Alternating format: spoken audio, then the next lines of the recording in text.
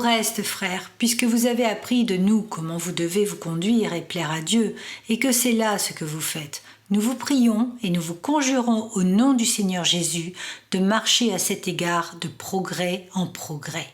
1 Thessaloniciens chapitre 4, verset 1. La vie d'un enfant de Dieu se nourrit d'une progression dans sa marche avec Jésus. Comment est sa progression dans la prière, la méditation, l'adoration, son attitude, son langage, son état de repentance?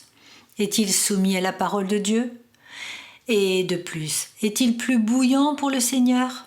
Notre vie spirituelle en Christ doit être marquée par la progression. La nouvelle naissance produit une progression croissante dans la repentance, le renoncement et l'obéissance à la parole de Dieu. La progression, ce n'est pas faire des œuvres méritoires pour plaire à Dieu, ce qui est le signe d'une religiosité, mais bien de laisser Christ en nous faire son œuvre.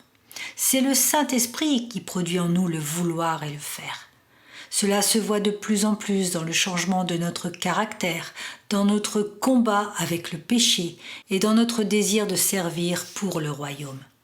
Mes amis, chaque année, faisons le bilan de notre progression avec Christ et en Christ. Faisons le constat de ce que nous avons abandonné de charnel durant ces 12 derniers mois. Nous ne sommes pas sur terre pour progresser charnellement, mais spirituellement.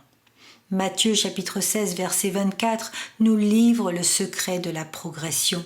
Si quelqu'un veut venir après moi, qu'il renonce à lui-même, qu'il se charge de sa croix et qu'il me suive. Renoncer à notre moi est une remarquable progression. Porter notre croix est un acte de progression qui plaît à Dieu.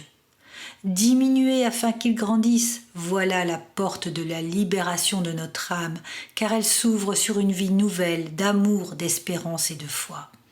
Alors oui, marchons de progrès en progrès, et comme le dit le psaume 1, et tout nous réussira.